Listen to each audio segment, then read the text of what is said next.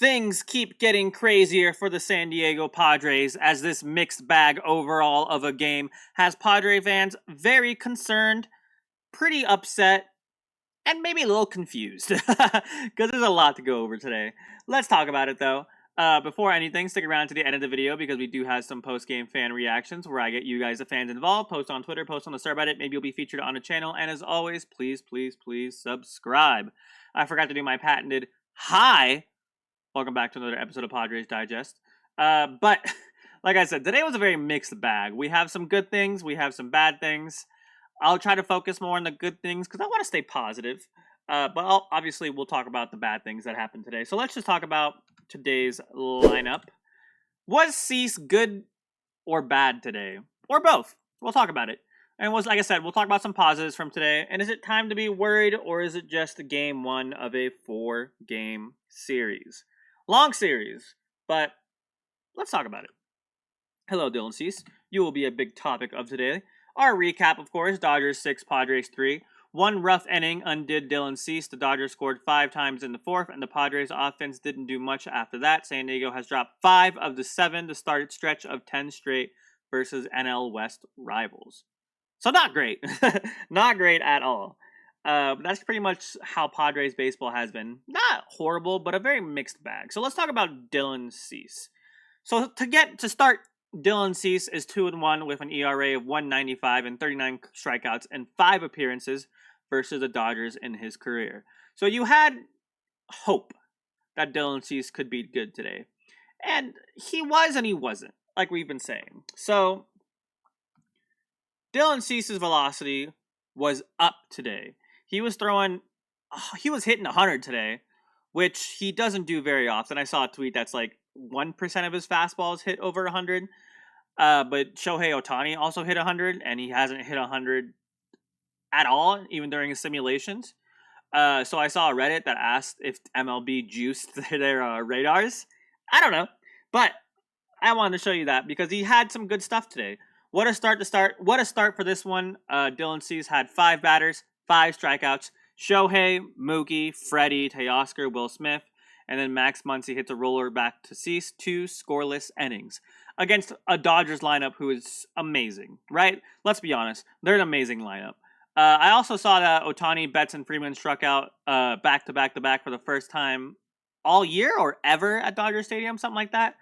But he looked good.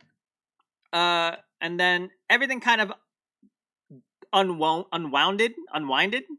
Words. I'm sorry, I'm exhausted. I'm off topic real quick. I hate how late Dodger games are. 7:10 is too late to start a baseball game. I know we used to have them at 7:10, but I'm getting old. Okay? I don't want to stay up till 11 to watch a baseball game. Whatever. Anyways, like I said, his start kind of unwinded after he hit Pages. How do you say his name? I don't care. Cease's reaction to Andy Pages seemed to be, why would I ever want to do that in a 1-run game if all those guys do up? And sure enough, the Dodgers played 5 runs in the fourth, all via singles. Cease was as sharp as he's been all year, now through 3, but now tagged with 6 earned runs. 6 earned runs. It's a little frustrating. I mean, not everything was entirely his fault. I mean, I guess in a way it kind of was, but defense, as we see, has 2 errors today. Defense absolutely did not help, but again, you expect Cease. I feel like he just kind of fell apart at the pressure, but I did want to show you this actually before I forget. He did have 9 strikeouts and only 1 walk. It's just the Dodgers did hit pretty hard, but I'm going to show you this then. So, like I said, some of his fastballs were over 100 miles per hour today. And as you can see by that, even some of his sinkers were going towards 100. But 6 balls were hit hard. But only 6 hit... English. Oh my god. Only 6 balls were hit hard. But 8 were not hit hard.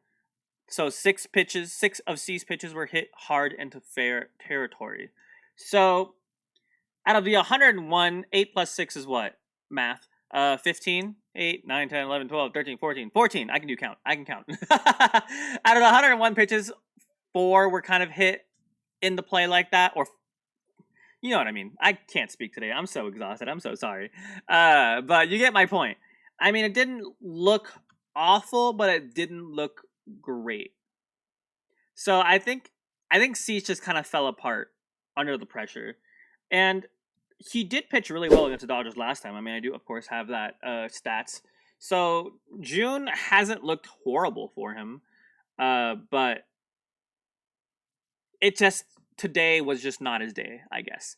I know you could say that overall he's been pretty horrible this year, but like I feel like he hasn't. You know, at least since May. I mean, 2 earned runs, 1 earned run, 2 earned runs, 3. I'll take 3 earned runs from a starter. It's just our offense isn't really doing much. So I guess to answer the question, it's a little bit both. I think C still definitely has that pitching ability that we'd like to see from him. I just think results wise, it hasn't looked as good. But I think there's still definitely like I keep saying, Randy Vasquez is a bad pitcher who has good starts, and Dylan Cease is a good pitcher who has bad starts. It's a flip flop, and it's annoying, but that's baseball. One thing I also wanted to show you though, the bottom order of the lineup depth is a real difference between the Padres and the Dodgers. Pages, who's a potential all-star, has more votes than Tatis. I know Tatis hasn't played great recently, or now he has, but like a month ago he hasn't. But we can get him more votes than him. But whatever. Edman at the top of the order, or bottom of the order, Tyler Wade, Trenton Brooks, Solano, and Peralta were integral last season to San Diego's success at the bottom, but now we have Tyler Wade and Trenton Brooks. I didn't actually hate Trenton Brooks called up, but with Merrill out and now Wade has to play center field or Lockridge, it's rough, right? I mean, even having to put Sheets in left field, it's pretty rough. But I guess we'll talk about the positives from now. Let's go to today's lineup. Positives from today, because there are some positives. I guess we can start with this. I wrote it down a little bit. Well, I guess I'll show you the picture. I kind of spoiled it a little bit. The offense did look good at the start, right? Especially against Ohtani. I know it's his first time back, and cool, I guess. I'm not really a big Ohtani fan like the rest of the league is, especially MLB social media pages. But Tatis and Arraez opened the game with singles against Shohei, and then Machado drives in Tatis with a sac fly, and then early 1-0, and then he got taken out, and then everything else kind of went downhill slowly. I mean, we did score some more runs. I mean, Machado did have the home run, so that's good positive as well. Machado and Tatis are both pretty hot. But if you look at the end of the lineup, though, Cronenworth, Brooks, Wade, Maldonado, Diaz, all 0 hits. And we obviously expect the top of the lineup to hit good. That's why we pay him that much. But it hasn't worked out. But I do want to shout out X a little bit. X has slowly been hitting better. I just think he's been getting really unlucky. He's been hitting a lot of line drives out, but I feel like he's slowly looking better. It's just not results-wise looking like it. But I want to have a monochrome of hope for Bogaerts, mostly because we're stuck with him for the next, 10 years. But I have a minimal amount of hope for Bogaerts. But yeah, Sheets had a good walk and a good hit. Machado, the home run, obviously. Arraez can do better. Arraez can definitely do better. 274 is not a bad average, but for Arraez, it's like the worst, probably his worst season. But yeah, Tatis has looked good, obviously. So it's a mixed bag. But another good thing I want to talk about, though, we did use the living heck out of the Dodgers bullpen, because obviously today was a bullpen game. But we have 4 games to go. Or I guess 3 games to go in a 4-game series. So the fact that they had to use their bullpen this much does make me feel good. And we only used Peralta and Morgan. And Morgan actually did look pretty good today. Let me show you that. David Morgan only started pitching a few years ago and now sits at upper 90s with 2+ breaking ball is upward trajectory stuff. So David Morgan, obviously part of my big 3. He does look good. Peralta even looked pretty A-okay today. So yeah, our bullpen should be fresh for tomorrow. I don't know if they announced who's playing tomorrow. I know we're playing Yamamoto at some point. I just don't know when. But yeah, offense did look good to start. We just got to figure out a way to hit their bullpen. Because whenever their bullpen comes in, the offense just goes downhill. And I don't know if it's because Dylan Cease gave up those 6 runs and then everything kind of went downhill from there. But I don't know. There's some kind of mojo magic that the Padres are not hitting right now. Not just hitting. I mean, not hitting like offensively. I mean, hitting like they're not hitting those like vibe goals. I guess they're not in the right mindset. I don't know. I wouldn't know. That's a Mike Shildt thing to figure out. But yeah. But kind of to our last point, though. Speaking of positives, time to be worried or just game one. I think it's just game one. Like I said, I think there's positives. I think these positives can carry over for the rest of the series. But it definitely isn't super. There's not a lot to say that's hopeful, but if you look deeper, you can see there are some minuscule amounts of hope. But I do want to show you this one Reddit post I saw. It's pretty negative, but I think we can talk about it.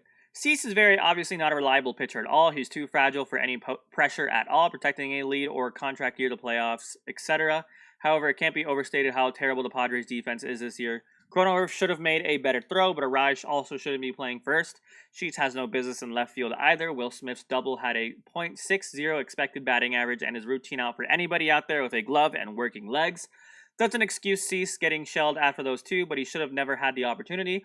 Bottom line, when the offense isn't good, there's a very small margin for error. I don't know if it's AJ or ownership being cheap in the offseason, but they can't afford to just freaking stick whoever they want anywhere in the field. See, I agree with a lot of what they're saying, but I think I think Shildt is definitely trying the best with the roster construction he has.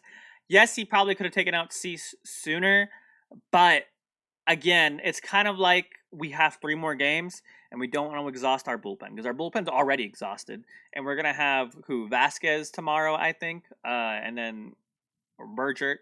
So it's not like, Pivetta just started. So whatever. My point being is that the bullpen is going to be needed a lot because our next pitchers aren't going to go very deep because they don't go very deep. So I'm not going to blame this game on Shildt. I think AJ obviously needs to do something soon. I don't know what. I presented things to you guys before, low-key players. We presented really good players, but something definitely has to happen. So I think if we get blown out game 2, I think we'll be worried. But I think as long as, like I said last video, as long as we're splitting the Dodgers, we'll be okay. As long as we can win against bad teams, we'll be okay. We just got to make the wild card and let things happen. So let's talk about today's Friar Faithful feed. Crone makes that throw to first, and we have a real left fielder, and this game goes very differently. We kind of talked about that. Have to play mistake-free baseball. They can seem to do it against them. Still hard to expect to win when only scoring 3 runs. Yeah, so what we have to do, play better defense, hit against their bullpen. That's pretty much all they got to do. Cease kind of got unlucky. That inning was dominating for the most part. Offense not being able to take advantage of a bullpen game is annoying, absolutely. I did love Shildt telling Pages, who the frick do you think you are? So that's one positive. That's one positive we should add. Shildt is still amazing, just because he's hilarious.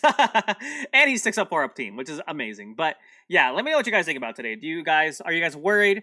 Do you think we should just fire Shildt fire Shildt? Do you think we should fire Cease into the sun, trade him for literally anybody? Who do you think could fix this team? I know I always ask this, but I want to know, who do you guys think could fix this team? What do you think we should do around the lineup? Just tell me how you feel in general. But yeah, thank you guys for watching. Sorry I had tired brain today, and I'm a little dead inside my brain. But tomorrow it'll be another late game, so I guess we'll see you guys there. But yeah, thank you for watching. Please subscribe. Have a great day, and go Padres. Freak the Dodgers. Goodbye.